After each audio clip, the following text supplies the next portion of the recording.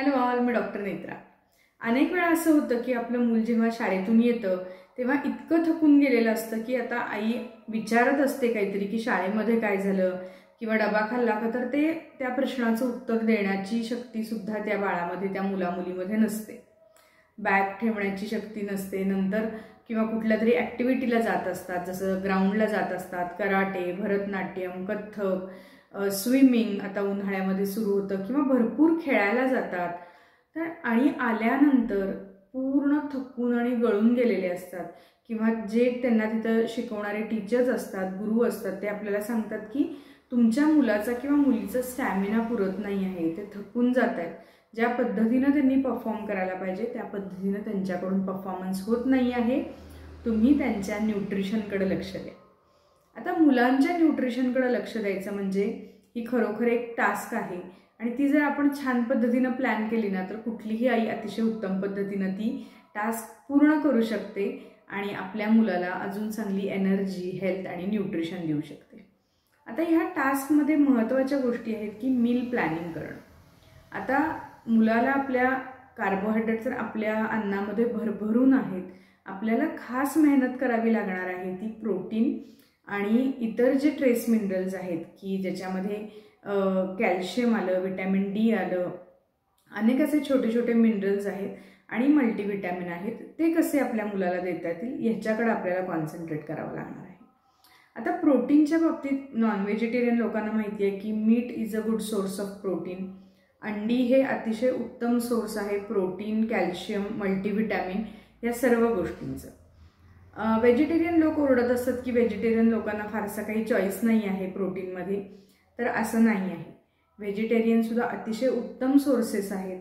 सर्व डाळी आणि सर्व कडधान्य आपण जर एकत्र केली तर साधारण 10 ते 12 प्रकारची कडधान्य आहेत, 6 ते 7 प्रकारच्या डाळी आहेत, म्हणजे साधारण 20 प्रकारची व्हरायटी आपल्या हातात अवेलेबल आहे। आणि रोज सकाळी एक आणि संध्याकाळी एक असा जरी आपण त्याचा एक पदार्थ म्हणजे आमटी असेल, उसळ असेल, किंवा नुसते वाफवलेले असतील, भिजवलेले असतील, स्प्राउट्स असेल, मिसळीसारखा पदार्थ असेल, असा जरी रोज सकाळ संध्याकाळ एक एक जरी केला तरी 10 ते 12 दिवस एकही प्रोटीनची डिश रिपीट होणार नाही। इतक्या उत्तम पद्धतीचं प्रोटीन आपल्याकडं फक्त डाळी आणि कडधान्य ह्या स्वरूपात उपलब्ध आहे। मिलेट्समध्ये नाचणी अतिशय उत्तम कॅल्शियम देणारा सोर्स आहे, अतिशय छान ॲब्सॉर्ब होतो, आणि माझा स्पेशल व्हिडिओ आहे तो तुम्ही माझ्या चॅनलवर बघू शकता की त्याच्यामध्ये काय काय घटक आहे। अजून एक कॅल्शियमचा आणि प्रोटीनचा उत्तम सोर्स म्हणजे दुधाचे पदार्थ। त्याच्यामध्ये दूध आलं, दही आलं, ताक आलं, पनीर आलं, किंवा दुधाचे इतर काही पदार्थ आले, हे सगळे पदार्थ वेगवेगळ्या पद्धतीनं आपण आपल्या मुलांना देऊ शकतो। याच्यानंतर अजून एक आलं ड्रायफ्रूट्स। आता ड्रायफ्रूट्स हे इतकं छान सोर्स आहे, म्हणजे ते एक ऑइल बेस्ड आहेत, त्याच्यामध्ये आपल्याला ओमेगा 369 मिळतात, छान आपल्याला त्याच्यामध्ये विटॅमिन डी मिळतं आणि प्रोटीन मिळतं। असे पॉवर पॅक असे ड्रायफ्रूट्स आपण मुलांना भिजवून देऊ शकतो, नुसते देऊ शकतो। म्हणजे अनेक स्त्री असं म्हणतात की आमचं भिजवायचं विसरलं मग आम्ही द्यायचंच विसरतो, तर असं करू नका। भिजवायचं विसरलं ठीक आहे, जसं आहे तसं द्या, अजिबात न देण्यापेक्षा आहे त्या फॉर्ममध्ये दिलेलं कधीही छान। जसं आपण शेंगदाण्याचा लाडू बनवतो तशाच पद्धतीनं तुम्ही ह्या सगळ्या ड्रायफ्रूट्सचा लाडू बनवू शकता। हल्ली भाजलेले छान सॉल्टेड जवस मिळतात, ते 1 चमचा रोज तुम्ही मुलांना खायला घालायची सवय लावा। हा सगळा एक रुटीनचा भाग आहे। आता मी इथं बोलता बोलताच तुम्हाला कमीत कमी एक 30 ते 40 ऑप्शन्स दिले प्रोटीन आणि कॅल्शियम रिच गोष्टींचे। मग आपण जर रोज एक कुठला तरी घ्यायचाच असं जर ठरवलं तर तोचपणा येणार नाही, मुलं कटकट करणार नाहीत की आईसारखं तू तेच देतीयस, मी कसं खाऊ, आणि मुलांच्या हेल्थमध्ये सुद्धा आपल्याला उत्तम पद्धतीनं बदल दिसेल। आता प्रोटीनबद्दल बोललो, कॅल्शियमबद्दल बोललो, आता विटॅमिन डी आणि विटॅमिन B12 ह्या दोन्हीची डिफिशियन्सी असली तरी ही मुलं खूप लिथार्जिक असतात। आता विटॅमिन डी आपल्याकडं त्याचाही माझा स्पेसिफिकली दोन्ही विटॅमिनचे खूप इन डेप्थ व्हिडिओ आहेत माझ्या चॅनलवर, तुम्ही नक्की बघू शकता। तर विटॅमिन डी साठी आपल्याकडं काय झालं की सकाळच्या कोवळ्या उन्हात जायचं आणि फक्त उन्हात जाऊन बसायचं, आणि मग तुमचं विटॅमिन डी ॲब्सॉर्ब होतं आणि मग ते तुम्हाला अवेलेबल होतं असं बऱ्याच जणांना वाटतं, पण तसं नाही आहे। तुम्ही त्या विटॅमिन डी जेव्हा तुमच्या स्किनवर पडत असतं किंवा जेव्हा ती ॲक्टिव्हिटी सुरू होते तेव्हा तुम्ही काहीतरी कोणत्या तरी पद्धतीची फिजिकल एक्सरसाइज करणं, मग चालणं असू दे, बॅडमिंटन खेळणं असू दे, मुलांनी सायकल चालवणं असू दे, पळणं असू दे, हे सगळं त्या उन्हामध्ये करणं अपेक्षित आहे. तेव्हाच तुम्हाला त्याचा फायदा मिळणार आहे.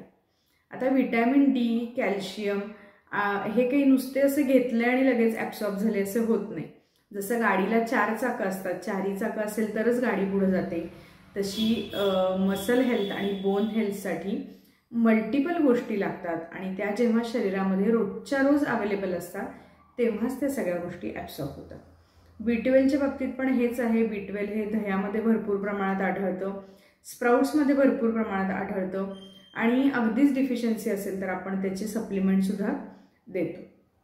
तर ह्या सगळ्या गोष्टी तुम्ही एक प्लॅन आखून की नाही ह्या सगळ्या गोष्टी रोजच्या रोज एक वाटी भरून दिवसातनं 2 वेळा 3 वेळा, मग वरण असू दे, कोणत्याही पद्धतीची रेसिपी असू दे, त्या पद्धतीनं जायला पाहिजे.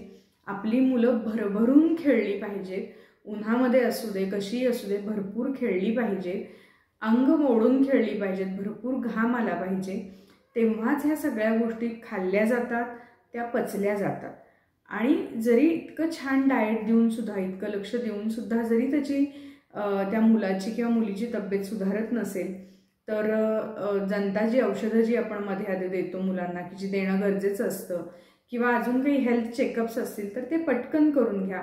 खूप काहीतरी मायनर गोष्ट असते आणि मग आपण काहीतरी घरच्या घरी प्रयोग करत बसतो आणि मग आपल्या मुलाची किंवा मुलीची उंची असेल, वजन असेल, स्किन असेल, हेअर्स असतील, या सगळ्याच गोष्टीवर ह्या न्यूट्रिशनल डिफिशियन्सीचा परिणाम होतो. आपली मुलं निस्तेज दिसायला लागतात, एक्स्ट्रा करिक्युलर ॲक्टिव्हिटी कोणत्याही त्यांना नकोशा वाटतात, असं वाटतं की कुठंही जाऊ नये, फक्त घरात पडून राहावं. आणि मग आपल्याला पण वाटतं की जाऊ दे आता होत नाही आहे तर कशाला जबरदस्ती करा. अशा सगळ्या दुष्टचक्रात आपण फक्त या डिफिशियन्सीमुळे सापडतो. तर छान मील प्लॅन करा, दिवसातले 3 मील्स कमीत कमी उत्तम आहार म्हणजे सकाळचा नाश्ता व्यवस्थित पाहिजे, जेवण आणि रात्रीचं जेवण अतिशय उत्तम पाहिजे. 4ची जी भूक असते तेव्हा घरी बनवलेले स्नॅक्स, शेंगदाणे, फुटाणे, चणे ह्या सगळ्या गोष्टी मुलांना सहज हाताशी अवेलेबल असतील अशा ठेवा. शुगर ड्रिंक्स कोणत्याही प्रकारचे मुलांना देऊ नका, त्यामुळे मुलं जाड होतात, आळशी होतात, बोन हेल्थ खराब होते, टीथ हेल्थ खराब होते. कोणत्याही प्रकारचे चिप्स देऊ नका, हे चिप्ससुद्धा तुमच्या मुलांना ॲडिक्शनकडे नेऊ शकतात. त्याच गोष्टी खाव्याशा वाटतात, वेट गेन होतो आणि वेट गेन झालं की बाळ एकदा शेपआउट झालं, मूल एकदा शेपआउट झालं की अनेक गोष्टी पुढं आपल्याला माहीत नसतात तशा घडत जातात. त्यामुळं होममेड पण कंटाळवाणं नाही, अतिशय व्हरायटी असलेलं वेगवेगळं फूड, ताटामध्ये वेगवेगळे रंग दिसले पाहिजेत, वेगवेगळे टेक्स्चर्स दिसले पाहिजेत.